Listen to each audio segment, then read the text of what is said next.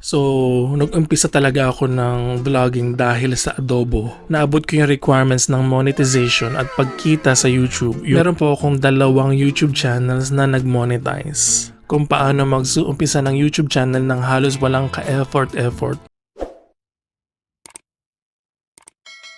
Okay, so mic test. Paano ba? So yung video for today, kasi matagal na akong hindi nakakapag-post ng full-length video sa YouTube. Although nagpo-post naman ako ng mga shorts na mga pagkain. Naisip ko why not mag-post ako ng panibago naman na kasi lately hindi kami nakakapag-video pag lumalabas. So eventually wala talaga ako napo-post. Anyway, so naisip ko na mag-post ng history bakit ako nag-umpisa sa vlogging. Not particularly food vlogging but vlogging, YouTube vlogging in general. Maging sa Facebook kasi nagpo-post din ako sa Facebook. So it's all started before the pandemic in way back in 2018, I think. Kumuha ako ng bahay kasi I work overseas. Kumuha ako ng bahay at marami akong mga kasambahay na mga Pilipino. So sa akin sila nagbabayad ng renta kasama na yung pagkain, bayad sa pagkain. So sa madaling sabi, nagluluto ako everyday, siguro mga 2 menu everyday. Pagkain na namin yun maghapon. So nag-umpisa talaga ako ng vlogging dahil sa adobo. Opo, dahil sa adobo. Kasi kapag nagluluto ako ng adobo, siguro kung humigit kumulang 1,000 adobo na yung naluto ko, wala doon na magkapareho ng lasa. Kasi hindi ako nagsusukat ng ingredients kapag nagluluto ako ng adobo or any kind of menu. Hindi talaga ako nagsusukat, tansya-tansya lang. So kapag kulang sa lasa, and then salt and pepper. So dahil hindi ko matandaan yung ingredients na ginamit ko o kung gaano kadami ingredients, so eventually nirecord ko siya.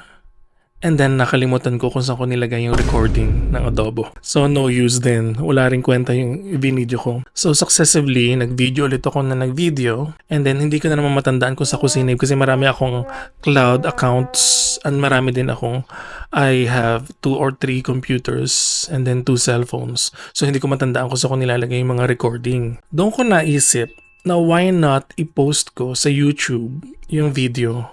Kasi basta may internet ka, may mobile phone or laptop or computer, i-access mo yung YouTube, i-access mo yung iyong YouTube channel, and then makikita mo na doon yung video. That's when I started YouTube vlogging. So hindi ko inumpisahan yung YouTube vlogging para kumita or para magkaroon ng maraming views, magkaroon ng maraming likes and comments. Inumpisahan ko siya to save yung video recipes and menus na ginagawa ko as reference kung uulitin ko siya para makuha ko ulit yung lasa. So not for anything else. And then eventually, nagkaroon ng magandang resulta yung pagsisave ko ng video sa YouTube. Eventually, naabot ko yung requirements ng monetization at pagkita sa YouTube, yung number of subscribers which is 1,000 subscribers and then the number of watch hours, naabot ko yung 4,000 watch hours. Sa madaling sabi, kumita po ako sa YouTube. So dahil sa pagluluto at sinave ko yung video sa YouTube, kumita ako. So kumaga parang hitting 2 birds with 1 stone. Meron na akong easy reference para sa lahat ng niluluto ko plus kumita pa ako sa YouTube. At yan po ang history ng pag-uumpisa ko ng vlogging sa YouTube. And then sa sobrang tuwa ko, nag-umpisa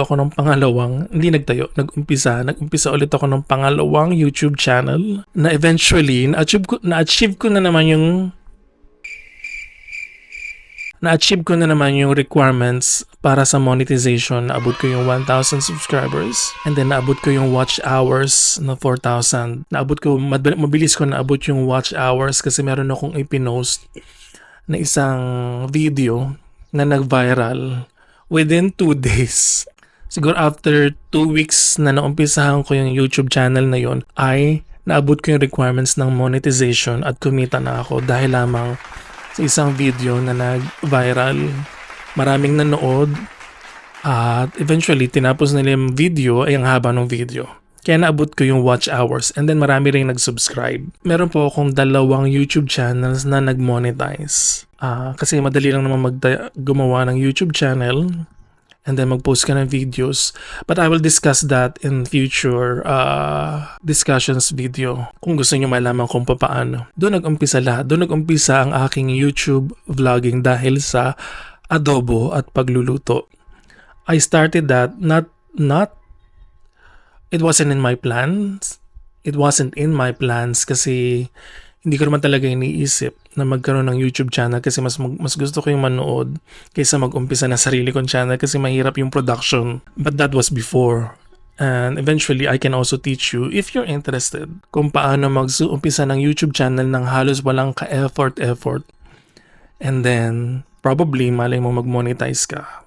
Kasi mas madaling gumawa ng YouTube channel ngayon or social media content as a creator. Meron nga mga creators hindi nagpapakita ng mukha pero malaki ang kinikita nila. I have an idea kung paano kasi yun yung pangalawang YouTube channel na ginawa ko. Hindi ako nagpapakita ng mukha pero kumita ako doon.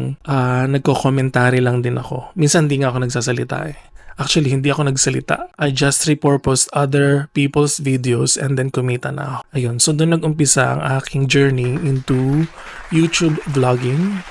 Kapag nag-umpisahan mo na siya at kumita ka na, at nakita mo at nalaman mo na kung gaano kadali, para kang nakaka-addict maging YouTube creator. So, sa ngayon, tuloy-tuloy pa rin yung mga YouTube channel ko. But this one, itong Alan Ventures TV, hindi pa to nagmamonetize kasi hindi ko pa naaabot yung required number of watch hours. Naabot ko na yung subscriber numbers.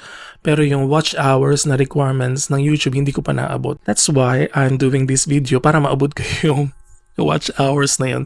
Kaya panoorin nyo itong mabuti at tapusin nyo sana. So if you like this video, hit the like button. If you don't like it, you can also hit the don't like or thumbs down icon sa baba ng video. If you have suggestions, comments, or violent reactions, just leave your comments at the comments section. And then if you like this video at kung gusto nyo manood pa ng mga future videos ko about vlogging, hit the subscribe button and notifications bell. Yun lang po. And see you on my next YouTube video. Plano kong gumawa ng instructions on what YouTube channels ang magte-trending for 2025. 2025 is the best year so far to start your own YouTube channel kahit hindi ka magsalita at kahit hindi ka magpakita ng mukha. Paano gagawin yon? Antabayan yun yung next video ko.